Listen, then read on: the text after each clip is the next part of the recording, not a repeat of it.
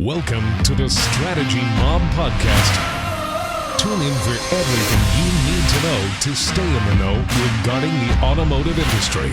Here's your host, Jason Harris. Hey, what's going on, Podcast Nation? It is Jason Harris here, and thank you for joining me on another episode of Strategy Mob. Today, I have a very special guest. I have the oh-so-famous Mr. Brian Allan in the house. Brian, what's going on, man? Everything's going well, you know? It's a crazy day counting the election votes. And yeah, man, for you, it's got to be nuts. Now, it is.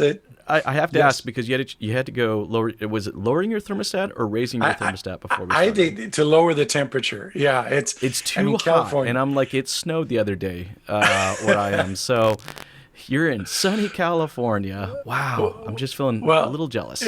Yeah, only in California do we have global warming. Nowhere else. It doesn't exist anywhere else, all right? Right. Hey, Brian, for everybody out there that's watching and listening right now and don't know your story or how you kind of got started in the industry, I thought that'd be a really cool place to just kind of kick off today's podcast. So what is the origin story that is Brian Allan? Well, I got to go back to when I was 5 years old and I got my first Hot Wheel. That's where it started. So I started actually trading Hot Wheels, and I kid you not, I had no idea it was a precursor to getting into the car business, but I'm probably one of the few that actually grew up through elementary school all the way through high school and college saying, I want to sell cars for a living, while everybody else wanted to be a doctor, lawyer, or stockbroker. That's totally true. That's pretty rare. It very rare. And people laughed at me. But the funny thing is I started making more money than all my stockbroker and doctor and lawyer friends, and I was actually happy. But that's good. I started actually when I was 18 years old on my 18th birthday selling cars at Keys Motors in Los Angeles, actually Van Nuys, at their brand new Mazda store. And I was promptly fired 30 days later because I cared too much about the customer. It was kind of crazy. But even back then, I wanted to walk them through the process and take a long time to deliver the car and make sure they knew everything. And that wasn't really how things went. It was kind of kiss them goodbye as soon as they signed the dotted line. And that was fortuitous, though, because then I went to Beverly Hills Lincoln Mercury. And this is 1980, by the way, 40 years ago. It's a good time to sell Lincolns. Oh, my God. Well, the funny part, we had Peugeot and Lincolns. Wow. And the Lincolns, for a fully loaded one were about 18 grand.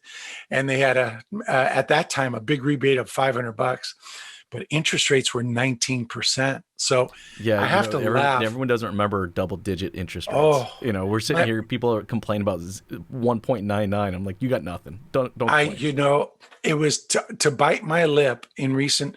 I retired from retail at Galpin Motors after 33 years in 2018, and when customers would come in and say, "Can you do better than 0.9?" I go into my story. I say my first mortgage was 17% in 1983, but so I've loved the car business. Again, Beverly Hills Lincoln, I put myself through Cal State Northridge, and then I joined the Galpin family, what became Galpin Premier Collection in 1985. And I opened 9 of Galpin's franchises. Of course, they're famous for the Ford store in Los Angeles, Galpin Motors, the patriarch Bert Bachman, and now one of his sons, Bo Bachman, runs it. And what an amazing family! And it was so blessed to run a group of 9 stores. We had Aston Martin, Volvo, Jag, Lincoln, formerly Mercury. We even had Saturn, which was amazing. Really sad to see that franchise go. But basically, I opened stores, and then I oversaw multiple stores for a long period of time. And then I also got into tech, and my buddy Ruben Munoz, who's now a VP of Dealer Socket, actually did one of the first dealer internet websites in the United States that I know of for Galpin. I think I've heard of that company before, right? Yeah, yeah. It's that small Socket. little company. Yeah, no, I know. Yeah. Well, Ruben's amazing. He started in the rental car department at Galpin and became the director of e-commerce and put Galpin way ahead of the curve and never looked back. So I'm a car guy true and through. Today, I'm in a different part of the car business. I'm in mobility, and I'm the senior vice president of Hire Car, and we help dealers get into mobility and help leverage their current infrastructure to earn more money renting cars that eventually get sold to drivers. So we can talk about that later if time permits, but Absolutely, for I sure. love it. You know what's funny is I actually kind of had a similar path into cars. My very first business was Big J's Pit Stop, and it was at the local drag strip. And drag racing was just something that the family did, and I thoroughly enjoyed doing it. And I would go out there, and all the kids would be running around like crazy, and the adults were trying to get them just to slow down, sit down. Right, it's a dangerous place to be running around. Yeah. So I opened up. It was a 10 by 10 foot tent. And I set up these tables, and I got all these Hot Wheels, and I got them on consignment actually from a hobby store, so I didn't have to pay for the inventory. Oh, wait a minute! You're ahead of the curve. And instead of selling them for the 50 cents or $1 a piece, I was selling them for $2-3 a piece. And I remember Wait a minute. Over sticker? Oh, it was over sticker. And I remember the parents would come by, and they'd be going like, "You're crazy! Come on, seriously, for that?" And then I would show them, and I built this big like 20-foot long track. And it had like 10 different tracks you can do it. And really, the parents realized is that, I'm not just buying Hot Wheel. I'm buying 30 minutes of my kids now playing with this, and you're babysitting them. I'm like, yeah, now you get it. Fantastic! It was great. They'd give the kids like $10 or $20, and they'd sit there, and then they'd go put a car down the track, and it was too slow. Then they'd come back and buy another one. It was great. But Hot Wheels. But I find that this industry does kind of attract that type of kind of entrepreneur, kind of hustler, type characters. And it's like, so yeah, I mean, it's funny how many people I've had an opportunity to talk to, and we have a lot of similarities of kind of backgrounds and stuff. So I think that's so cool. Well, Brian, I want to get into kind of some of the topics that we talked about earlier, and you'd written a couple articles that had caught my eye, and we agree on so many levels. I was like, I got to have this guy on. Like, we got to chat more about it. Now, one of the things, the first thing I want to talk to you about today, which is a big one for me, is kind of dealership employee empowerment.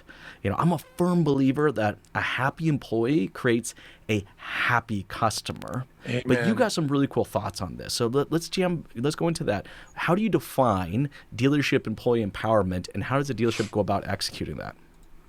Well, to define it is that give an employee enough authority that they can handle, and it boils down to, frankly, what something you just said, which was just sums it up, is a happy employee is going to create a happy customer, really.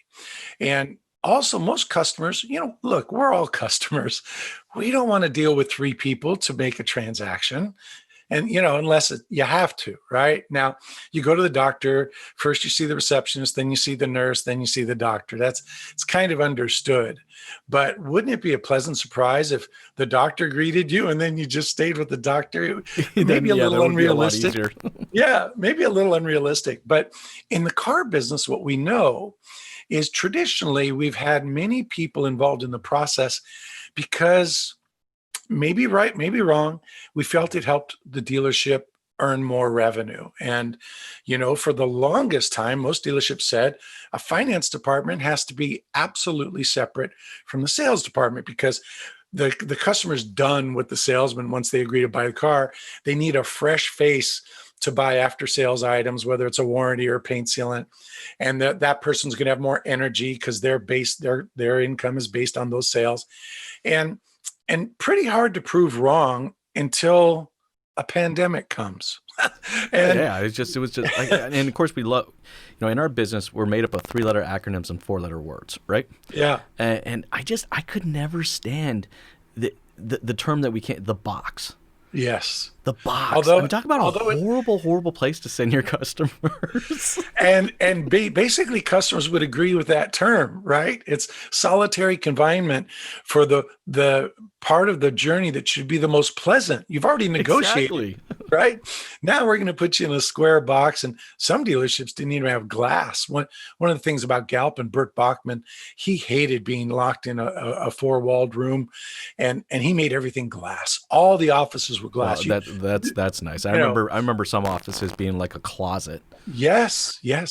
So going back to the employee empowerment, so a lot of debate for digital retail of, how can we give the customer the option to select their own after sales items, paint, sealant, alarms, warranties, etc. And everyone's scared to make that leap because we got to protect the golden goose. We know that this is working the majority of the time, except if you have to ask the customer's full of anxiety about buying a car because of that going in the box. So tools have been out really the last 10 years for progressive dealers to start allowing the salesman to do more of the F&I process. But now, necessity becomes the mother of invention. The pandemic hits, and you're first of all, you're lucky if your finance manager showed up, because they tended to be the little bit older person in the organization, and they were scared of COVID. Now, what do we have to do? Well, we're forced to have the salesperson do as much of the process as possible. And something beautiful happened. And I can say this firsthand because I know that it happened at Galpin. They realized that, oh my goodness, not only are customers happier, but the process is happening faster. And contrary to popular belief, the world is round. It's not flat. Isn't that crazy? Yeah, people are buying more product because they're more comfortable with the process. So it's a wonderful thing. And employee empowerment goes even further. I started the dealership as technology improved, having the salespeople appraise cars. And you want to talk about sacrilegious. But, no kidding. Well, here was an easy test.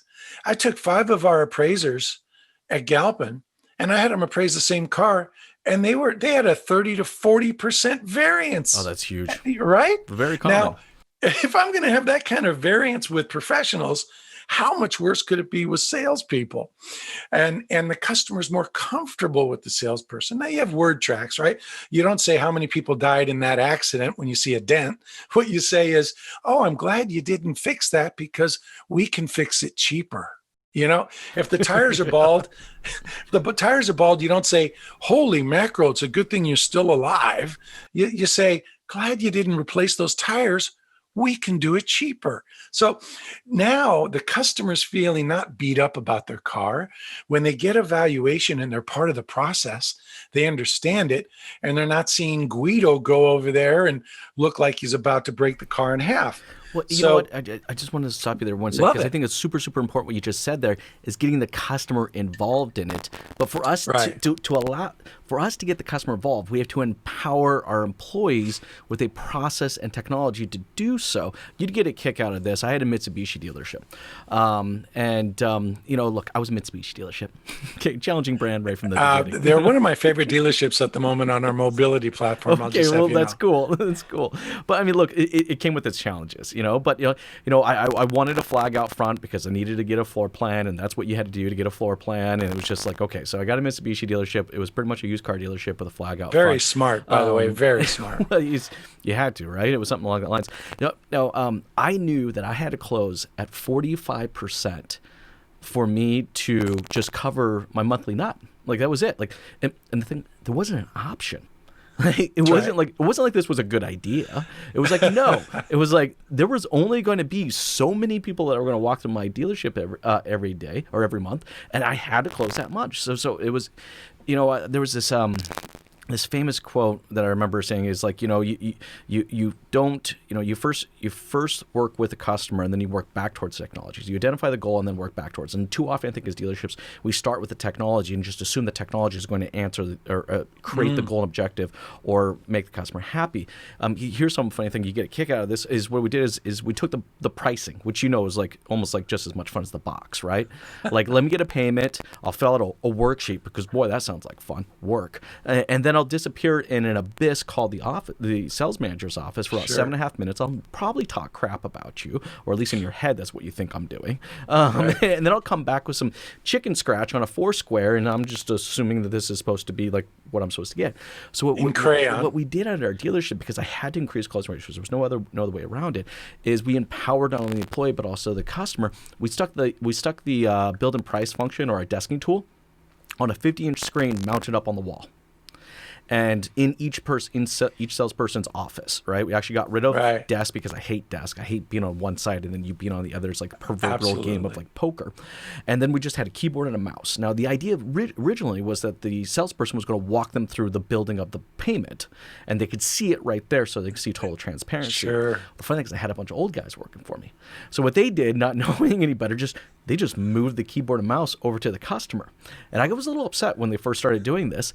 But then the crazy thing is that our closing ratios were increasing and our profit per transaction was increasing. And it came down to the fundamental things that us as a dealership was not creating the payment. It was the customer creating the payment. And how could they argue with that? But I wanted to bring that up because you nailed something on the head there. It was just like you had to empower the customer and the employee at the same time to be able to go down that path together. I apologize for cutting you off there, but please continue on how you guys do that. Fabulous example of the story. So, you can imagine in this high anxiety environment that we're in today, right? COVID, and it's not ending anytime soon. Realize polio still exists, right? There's a vaccine. All the diseases that ever existed really still exist, and tuberculosis, all that. So it's going to be a new paradigm. And I know in the car business, you went to work sick. If you had the sniffles, you had the flu, 100%. You were at work, you called in sick, you better be close to your deathbed. Today, if you sneeze, you're locked in a room and there's a red flag or something on it. So we're going to be short of people. And so now we're forced to pilot something for the dealers that may still be hesitant and weren't forced to get more throughput out of fewer people. So it's actually a fabulous time for the car business. And I think Mike Jackson was just quoted from AutoNation saying, I feel uncomfortable saying this, but the COVID could have probably been the best thing to happen for the retail industry. And it really is one of those cataclysmic, I don't know if I can say the word right, but let's just say profound changes. No, it really is. I mean, look, we hate to say it, but as an industry, look, we changed more in the last 5 to 6 months than we probably have in the last 40 years combined. Right. Like it pushed us, and the customer has always been changing, but as an industry, we kind of just still wanted to kind of hold on to that original control. Sure. And now, a pandemic kicks in and we have no control. That's right. Like as dealers, we have no control over this at all.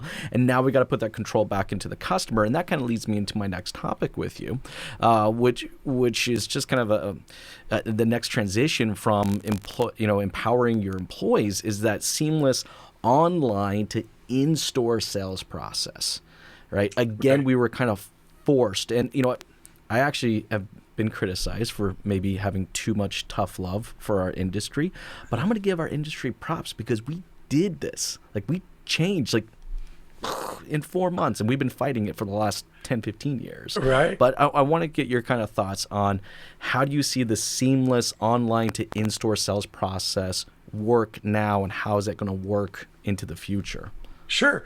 Well, first I'll start with a little bit of philosophy, and then talk about the technology that's real world. So the first part of this is that customers actually enjoy buying a car in person. They, they really do. And it's kind of like food, right? I rather be in a restaurant than have take home food, but sometimes I got to do the take home. Never the same. Never the same. Now, of course, there's parts of that process that no one really enjoys, including the salesperson or the staff. So the online aspect that has been forced upon us because of the pandemic has allowed dealers to get up to speed quickly. And I wrote an article, I think you kind of referred to it at the top of this interview. And that was, did COVID just deliver a knockout punch to dealer disruptors? And I think Ward's Automotive published it. And the whole idea was this, is that dealers sometimes are the last to the party, but they bring the best liquor.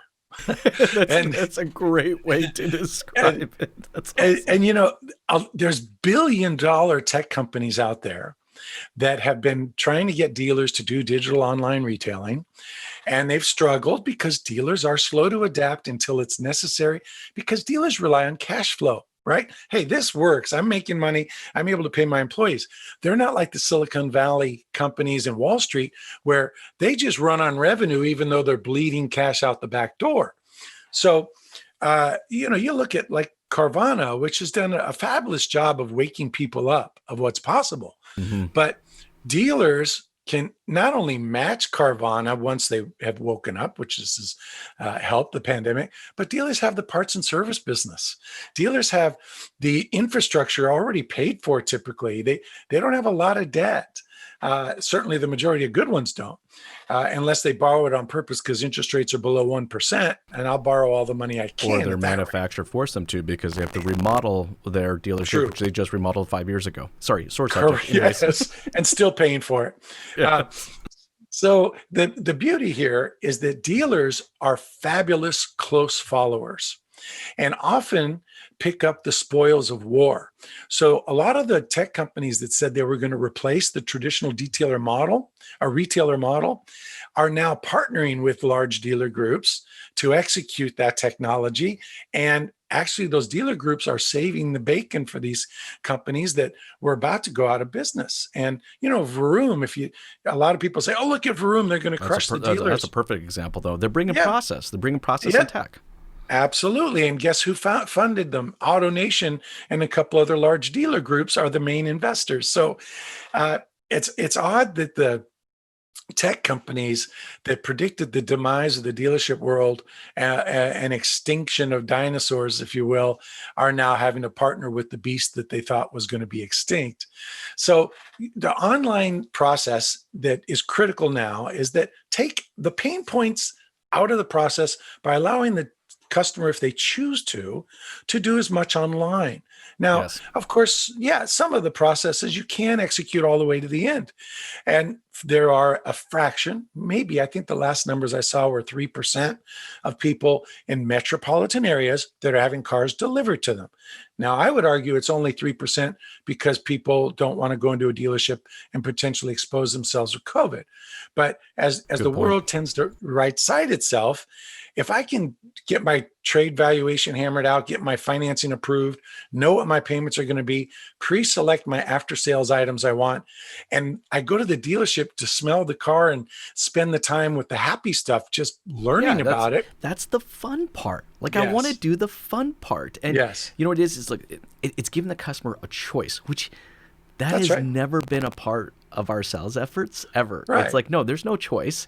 All right, there's my way. And if you're going to buy a car, you're going to have to come in. You're going to have to go through my process, not your process. Yes. And I've seen here's my concern, Brian. I want to get your thoughts on this. Is that I saw a whole bunch of dealerships shift to that because they had to, right? Because they had to. But then I'm seeing this in the last few months, this false sense of success, and I'm seeing a lot of dealerships go back. Like they just want to okay, that was fun. Now we're going back. What do you say to the dealerships that are in that kind of position? Well, I have a little analogy for that. It's like bending wood to build a ship. You're putting a lot of water on the wood and you're constantly pressing it to change its original shape. And that the thing that's going to help dealers stay on this right and what I believe is the correct path to online to in-store and employee empowerment is profits. So right now, most dealerships are making a huge amount of money because they have less people in the process. The customers are actually paying more for the privilege of enjoying the experience. And there's nothing wrong with that because No, not at I all. pay, I look, we have a grocery store in California called Gelson's. And basically for a bottle of water, they're at least $1 more than a Ralph's or a Vaughn's or any of your common stores. But when I go in, I'm never waiting in line. Everything is straight as an arrow. I have OCD. So if I see something out of line, I start fixing the stuff like I work there. So I'm paying for the experience and my time savings. And I could argue that I'd pay a little bit more for a car or negotiate less aggressively just to get in and out quickly. So we all have examples of that in other industries. And it's something the dealerships, again, close followers, but the profits are going to, and employee engagement and employee morale. It does, but it all comes down to convenience, right? Yes. The reason that you have no beef whatsoever spending an extra $1 a water bottle or whatever it is there is they've processed convenience for you. Yes. And what the pandemic has done, and which has forced us to do, is to really try to connect the dots between our online and our in-dealership process. Yeah, before it was always separate, right? Like I remember sitting down in some meetings and go, oh, those internet leads. Yes. Like, what are they? They some different person? Are they from another world or something? Like internet leads, and then people inside my dealership were two entirely different individuals, and we did not emphasize our efforts with them as much. And then during the pandemic, we had to. We couldn't view the online customer any different than we could the in-dealership customer. So our attention to them had to be equal, right? Yes. But that created convenience for the customer. And to your point, customer has no problem paying for convenience. We all pay for convenience, and we have no issue with that. Now, here's the thing, and this kind of leads us into my next topic, is to maintain that type of convenience, right? There's this kind of 24/7 kind of customer engagement type mentality that I think has to happen. And, look, there were some amazing tools that I saw before the pandemic. For the last 5 years, I've seen some amazing tools. All of a sudden now I see an insane amount of tools using AI and advanced learning and machine learning, conversation chatbots. Like, is that the direction that we have to head down towards so we can maintain this level of convenience? Well, this is a wonderful topic, and we could spend a day on this. But Probably. let me share. I'll share my opinion with your question. So this is another part of omni-channel, that there are some people that are hesitant to speak to a salesperson. It doesn't matter whether it's a car or clothes, because they don't want to get to a point of feeling obligated. And frankly, I'm one of those. If I walk into a clothing store, I'm buying a tie or a pair of socks before I leave, even if I don't need them. If I'm taking another human being's time and they're decent and nice, I feel bad. But here's the cool thing. I'm going to refer to a survey that was done. It's 2018, but it's still relevant. The Rikus Group, Mark Rikus, my buddy, he did a survey with Cox Automotive, sponsored it, and that was a simple question that was asked to automotive purchase intenders and people who bought cars. And the question was this: if it were easier and stress-free to buy a car, new car or used car, would you buy one more frequently? And really 38% of the people said I would buy a car more frequently if the process was enjoyable, is the bottom line. Right? Wow, that's cool. And so that made me extremely optimistic about, first of all, the future of the car business, because I live in a decent area in the Hollywood Hills here, and I've got people that they're living in multi-million-dollar homes, and they drive a 15-year-old Cadillac, Lincoln, Mercedes, and it's not because they can't afford a new one. In fact, they're spending more maintaining those cars than what a lease payment would be on a new one, right? So when I talk to my neighbors, because of course I either approach them or they approach me about the car business, and I said, why haven't you bought it? You don't even have side airbags. They've got airbags in cars now that come out of the sun visors, turns into a marshmallow if you get in an accident. And they go, I just can't stand by in a car. It's no offense against you, Brian, but man, it stresses me out. And the optimistic part of that is, as we make it easier, boom, we're going to do it. So going back to your point of the tools. So 24/7. I don't know about you, but most of my Amazon purchases happen after a couple glasses of wine and 10 p.m. Brian, okay? I think you must know me. I mean, Well, like I just got a notification actually that one just got delivered. Don't you love that, by the way? Well, like, it's an endorphin hit it's the or best something. thing ever. I'm with you 100%. It's Yeah. At the end of the night, I'm doing my editing or working on something. A couple glasses of wine. Oh yeah, you know what? I do need another set of. Yeah, no, I'm with you. Sorry, go ahead, continue. And actually, well, and even for non-alcoholics, the benefit is that people have kids and they got to put them to bed, and the only time they can have time for themselves to go online is typically after business hours, right? 100%. So here's this thing called the internet, and oh boy, I can order a book online, which started, of course, with Amazon in, I don't know, 98, 97, maybe 94. But now we're with cars, but there was a big problem. You really couldn't ask questions that were relevant and would make you feel better and smarter offline because you had to get a hold of an internet person, as you referred to. Well, now we have these conversational chatbots, and this isn't the chatbot that most are on being used today, and certainly the ones from just a few years ago that are terrible. Hi, I'm Gidget, and what can I answer for you? And you say, well, what would a payment be on a 3-year lease on a Ford Escort? And it says, I'm sorry, I can't answer that question. I'll have a salesperson call you tomorrow morning. What's your email and phone number and blood type? Yeah, right. So, but today, I don't know if you've seen this movie a few years ago called Her, H-E-R. That was amazing. Really, really nice one. Right.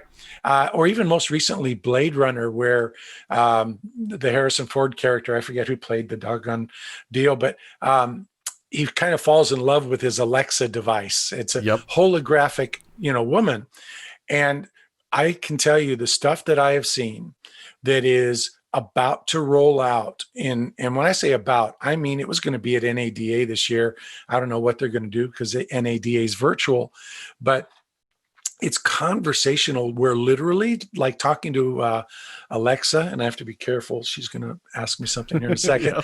But you simply could say, hey, tell me, does Galpin Motors have the GT with package 503A, and what's a 3-year lease down, monthly payment with no money down? You can talk to it like that, and it comes back. And then on top of that, it emails you the dialogue and emails you links to what you discussed. So the verbal becomes in writing. It's really amazing what's going to happen. Now, the beauty is this gives you sales. The dealerships literally becomes open 24 hours a day. And so this is going to be a big change this in really 4 or 5 months. And one of the leading companies doing this now is called Car Labs. You'll hear about this company a lot in the very near future, but it does the heavy lifting. Salespeople don't like to do cold calls, but these computers don't mind. That's how BDCs got started. Right. I mean, one of my first jobs outside of being a salesperson, my first job was becoming a BDC manager. And, in the beginning, I was like, I'm sorry, you want me to do what?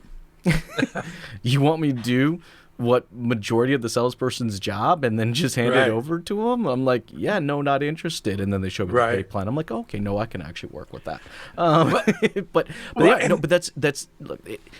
It's that I always thought that in a dealership, we wore way too many hats. We were always kind of the jack of all trades and master of absolutely nothing, right? And I always thought I saw, through my entire time in the industry, some of the most successful dealerships that I ever got an opportunity to visit or consult with or whatever, really did understand that people had to own certain parts of the transaction or the presentation or Right. the payment negotiation, and just let people be masters of that. I'm thinking right now is that as a dealership, if you're out there and you're listening and watching this right now, you need to start having the conversation. Do you need to go run out and jump out and buy this technology right now? You may or may not. All right. But you got to have that conversation around how this can actually impact your customers. And I think we're very open to having this conversation now because we've learned over the last 4 months that we can continue to do a lot with a little if Yes. we're way more efficient with our processes and our technologies.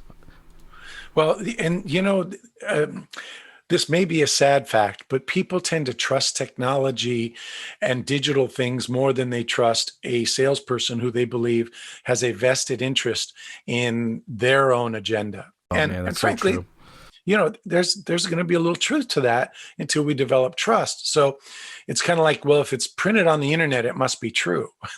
So I say printed, it shows you how old I am. The technology actually works well in the car business in this respect. I call it high tech and high touch.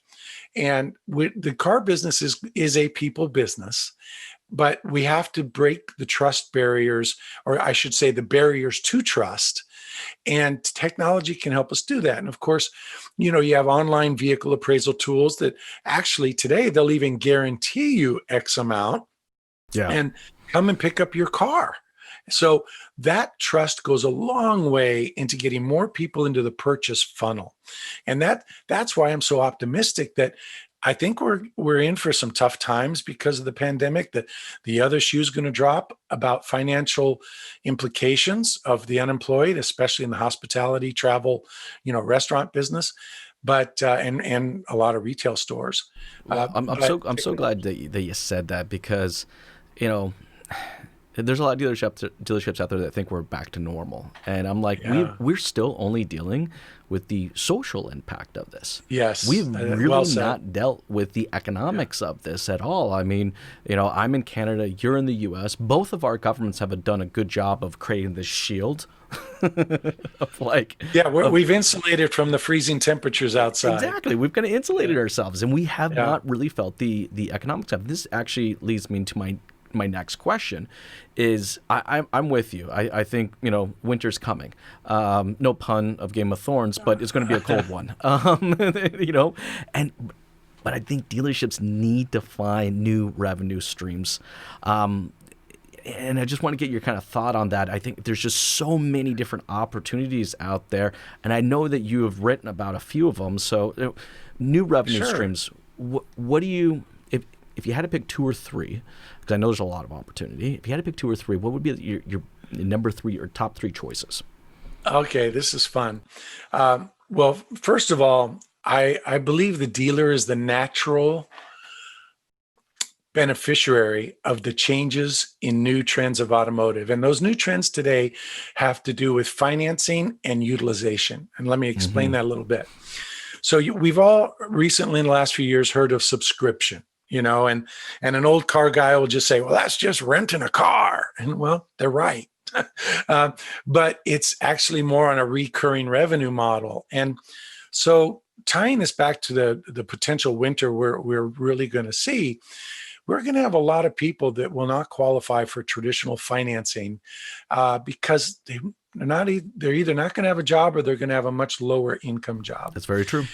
And those people will struggle to get a new or used car and certainly to finance it. So subscription is going to get from an odd source a lift because with subscription, you don't look at someone's credit, you look at other behaviors for them to qualify. So for example, one of them is a driving record. Are these people good custodians of a vehicle? Yeah, that's a good point. Right. The other is their spending habits. You can buy this data today. That's a little scary, but it is what it is. And that is, where do they spend money on their credit cards? Is it the bad part of town or the good part of town, or is it superfluous stuff, or are they getting Entrepreneur magazine versus Mad Libs or something? Do they still make those? It just shows you how old I am. I don't know. I said, gosh, I'm so terrible.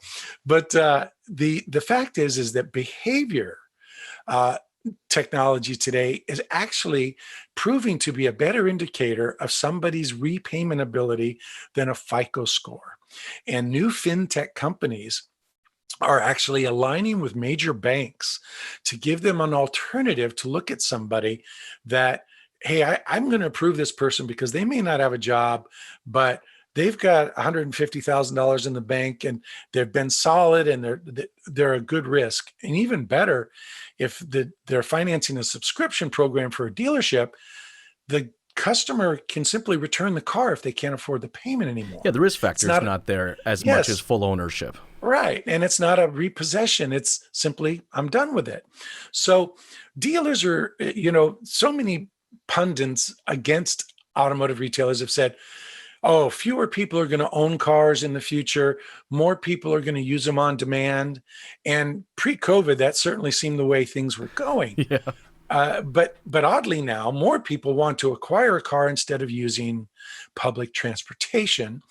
And for those that can't qualify through traditional means, this is like a sophisticated buy here, pay here with subscription. And I don't mean this to be an advertisement for Hire Car, but that's what we do. We help dealers get into the on-demand rental industry, and we focus on rideshare drivers, food, and package delivery to use cars, either aged inventory or underutilized rentals or loaners. The dealer owns the car and they get revenue that way more offsets the depreciation, and we insure it so that risk doesn't belong to the dealer. And then even better, well over 30% of these people, the drivers, buy a car in less than 90 days. No, look, we got to have the conversation. I had a dealership the other day. You'll love this one. Used car dealership, high-end vehicles, right? Had a Lexus. Oh, what's the long body? Is it like an SL? The LS. The LS, yeah. Right? And this was even the extended version. And just been sitting on the lot for over 100 days, just not the right car, not the right market, not 100% sure to do with it. And I said, well, we'll throw it on Turo. And they're like, what's Turo? And I'm like, well, you own the car, all right? You get to rent it out at a daily rate. Right. And sure enough, they did this, and within 2 months, they actually were able to mark the car down to a price point where they could actually retail their way back out of it versus wholesaling out of it. But we have to get creative. And you know what? And when I say we have to, I really mean we have to, because dealers, if you don't start having these conversations now, your manufacturers already are. They are. And the beauty here, the dealer already owns all the infrastructure to do this. 100%, right? Absolutely. They have the real estate, they have the people, they have the service department, they have everything that they need. So literally, they don't even have to buy cars. They just use the cars they have. Now, COVID has created a unique bubble that dealers could pretty much sell a Schwinn bike if it's on the showroom floor today. So holy cow, you're 100% right. I tried to buy one recently. It wasn't going to happen. You couldn't find one. It's so true. So I'm really excited. Now, it goes even further, and it's a little further out, but it's less than 5 years. Autonomous vehicle fleets. Who better to own an autonomous vehicle fleet than a dealership where the dealer has the neighborhood, the relationship with their community, and people want to whistle for a car, right? It's kind of like Trigger from the Lone Ranger, awesome. And just think of that. That's a whole nother life cycle to add to the ecosystem of traditional dinosaur Jurassic Park automobile dealers. And it's so exciting. It really is exciting. And I've already started to see a bits and pieces of this start to come in. And dealers, when I say you guys need to figure this out yourselves first, because your manufacturer is. I'll give you an example. Toyota has a program called Kinto. Correct. This is a global program, and it's so funny how I don't hear dealers really talking about this program much, but I'm like, this program could fundamentally threaten, all right, the way dealers sell cars. The manufacturer is building the technology into the car at the plant. That's right. Where someone can literally go on their phone and, I need a RAV4 for a few hours. Right. And boom, I pull up to the dealership. I unlock and start the car with this. I don't have to talk to anybody. I don't have to see anybody. And the manufacturer's building this technology inside their cars. So dealers, you got to start having this conversation right away. Now, speaking of autonomous vehicles, I actually took an autonomous taxi when I was in Las Vegas. And 100%. Once it's, I'll be there. It was like I cannot see any issues. I mean, the amount of just productivity I would get from not having to drive, just absolutely. So much, right? Like, I mean, I drive a lot, right? I let's see, I drive about 8,000 kilometers a month. So in miles, it's roughly about 5,000 miles a month. I do an oil change every month, right? And I have a driver because I am trying to stay productive at the exact same time. That sounds really precautious, by the way. Sorry. That's fantastic. No, it's the smartest thing you can do. But I take Uber and Lyft for the same reason. 100%. No, I won't do that though. Recently, like, have you done? Like, I just feel because the social impact. I don't think I'd jump back into an Uber.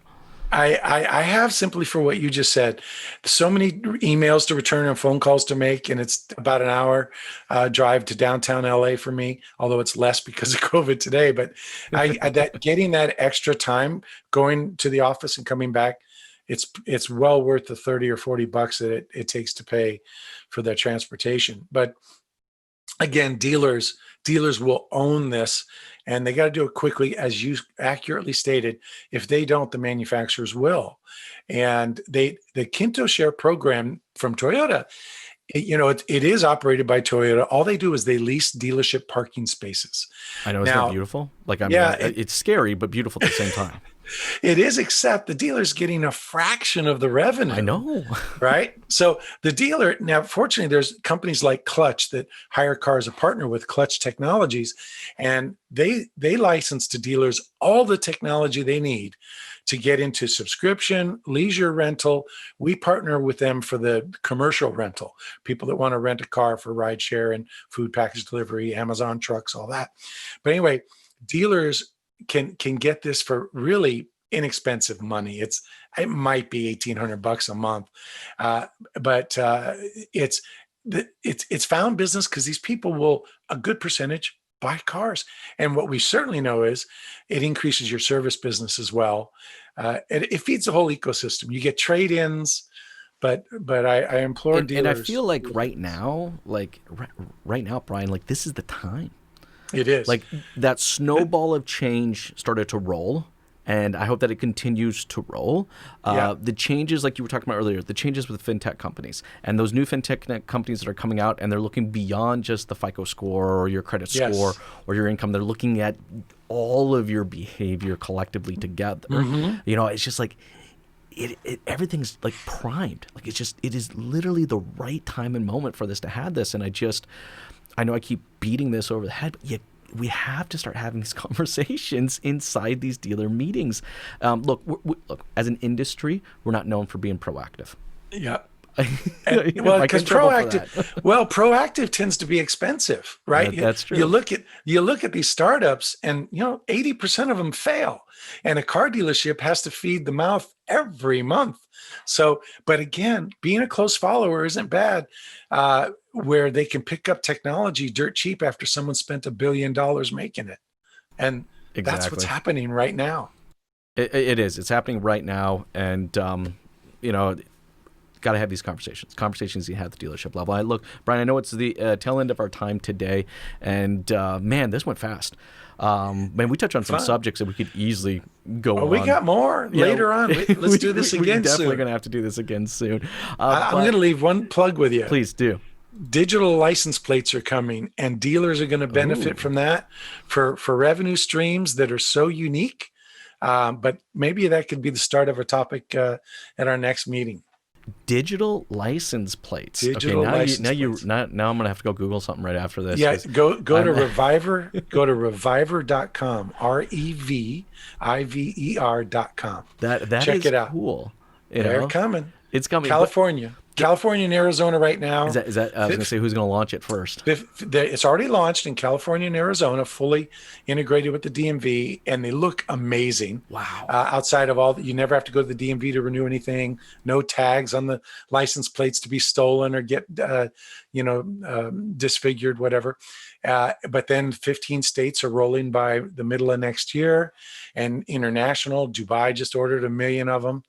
but and you could put little messages on them. It's go to reviver.com, check it out. It's I'm totally going to check that out. Here in Ontario, we actually came out with a new design, and all of the police cameras could not actually capture the new designs. So they actually had to recall every single plate out there with this new design. My goodness. And it's costing the government just an ungodly amount of money, and everyone's kind of like, who got fired over this one? Like, talk about it seriously. So that's actually pretty cool. I'm going to check that out. Well, to your point, that one of the biggest proponents of the digital plates are the government, because, for example, California spends somewhere north of $30 million mailing hard plates, and that doesn't include producing them. Now, they've got prisoners that produce the plates, so the labor is pretty cheap. Yeah. But the funny thing is you think of mailing tags, and also when it's a digital process, people pay more timely because they get reminded, hey, time to renew your plate. You press a button, the new tags digitally show up on your license plate. Pretty slick. It is very cool. You know what? It's a super exciting time to be in our industry. It is. It really is. Like, I mean, you've been in it a lot longer than I have, but I mean, I'm so glad that I got into it when I got into it. And it's like in the last 15 years, almost 18 years, I guess, I've seen everything kind of grow and get bigger. And it's like, but this is the time. Like, it is really, really exciting. There's just so much going on. But Brian, before I let you go, though, for everybody that's been watching and listening, and they're probably just hungry for more, to be honest with you, because we've pretty much just given them little morsels of some amazing topics. What is the best way for someone to connect with you? Well, if they look on LinkedIn, Brian Allan, Allan, I have my mobile number, email. It's pretty simple. Brian, Brian, at respective.io, respective.io. And my mobile number is on LinkedIn. And I love to share ideas and revenue opportunities.